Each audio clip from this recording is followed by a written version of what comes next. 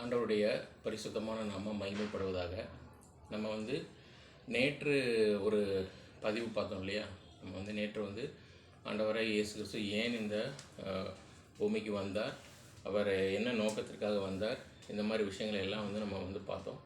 So அதனுடைய தொடர்ச்சியாக இன்றைக்கி நம்ம சில விஷயங்களை நம்ம பார்க்கலாம். அது என்ன அப்படிங்கும் பொழுது, அவர் அனாதி காலம் முதலாக பிதாவினுடைய வலது பரிசத்தில் வீற்றிருந்தார் அப்படிங்கிறத நம்ம பார்த்தோம். அப்போது பிறகு ஏன் அவர் மனிதனாக இந்த பூமியிலே வர வேண்டும் என்கிற விஷயந்தான். ஸோ அதோடைய மேலோட்டமாக என்ன பார்த்தோம் என்ன அப்படிங்கும்போது, அவர் மனித குலத்தினுடைய பாவத்தை நிவர்த்தி செய்யணும், மனிதர்களை பாவத்தினின்று ரட்சிக்க வேண்டும் என்பதற்காக மனிதனாக வந்தார், மனிதனாக வாழ்ந்து பல பாடுகள் பட்டு சிலுவையிலே மரித்தார் அப்படிங்கிறது தான் அதனுடைய டீட்டெயில்டு விஷயங்களை தான் இன்றைக்கி நம்ம பார்ப்போம். அப்போது ஆண்டவர் இப்போ எல்லா மனிதரை போலவும் அவரும் மனித உடம்போடு இங்கே இருக்கிறாரு. அவர் எல்லா விதமான பாடுகளையும் மனிதனைப் போல அவர் வேலை செய்கிறார். மனிதனைப் போல அவருக்கு வேர்வை வருகிறது. இந்த மாதிரி எல்லா விதத்திலும் அவர் மனித படுகிற இன்னல்களை அவரும் அனுபவிக்கிறார் அப்படின்னு. தன்னுடைய 30வது வயதிலே அவர் என்ன பண்ணுறார்? 30வது வயதில் அவர் தேவனுடைய ராஜ்யத்தை குறித்ததான சுவிசேஷத்தை பிரசங்கிக்க துவங்குகிறார். மனம் திரும்புகள், பரலோக ராஜ்யம் சமீபித்திருக்கிறது என்று அவர் பிரசங்கிக்க தொடங்குகிறார்.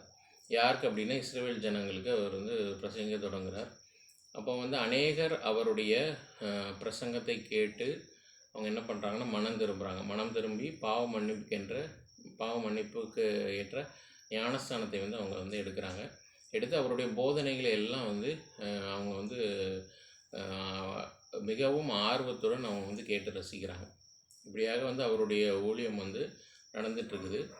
இதனால் என்ன அப்படின்னா என்ன பிரச்சனை வருது அப்படிங்கும் பொழுது, அந்த ரிலீஜியஸ் லீடர்ஸ் அவருக்கு எதிராக திரும்புகிறாங்க. பரிசேயர், ஆசாரியர்கள் அவங்க என்ன பண்ணுறாங்க அப்படின்னா, இவர் ஜனங்களை தம் பக்கம் திருப்புறார், தேவ தூஷணம் சொல்லுகிறார் என்ற இந்த மாதிரி அபாண்டமான பழிகளை, வீண் பழிகளை அவர் மேலே சுமத்தி என்ன பண்ணுறாங்க அப்படின்னா, அவரை சிலுவை மரணத்துக்கு ஒப்பு கொடுக்குறாங்க. அப்பொழுது இஸ்ரவேல் தேசம் ரோம ஆட்சியின் கீழே இருந்ததுனாலே அவங்க என்ன பண்ணுறாங்க அப்படின்னா, அவருக்கு குற்றவாளிகளுக்கு எல்லாமே மரண தண்டனையாக இப்படி சிலுவை மரணத்தை தான் அவங்க கொடுத்தாங்க.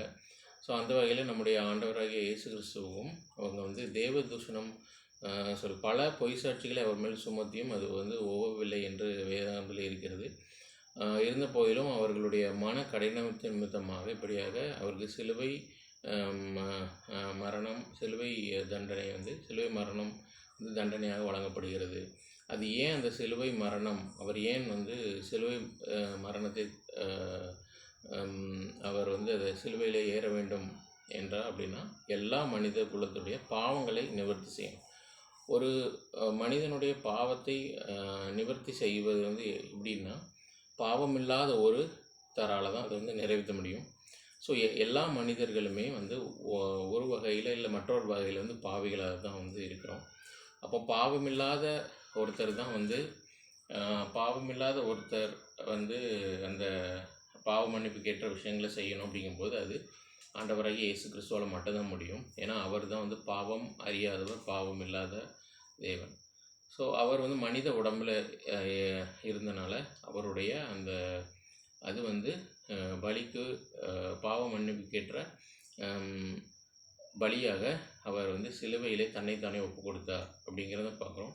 அவர் இப்படியாக சிலுவையில் பல பாடுகள் பட்டார் அப்படிங்கிற பார்க்குறோம். அவரை வாரினால் அடிப்பிக்கிறாங்க, அவருக்கு முள்முடி சூட்டுறாங்க. அப்புறம் அவர் அந்த எருசலேம் வீதி வழியாக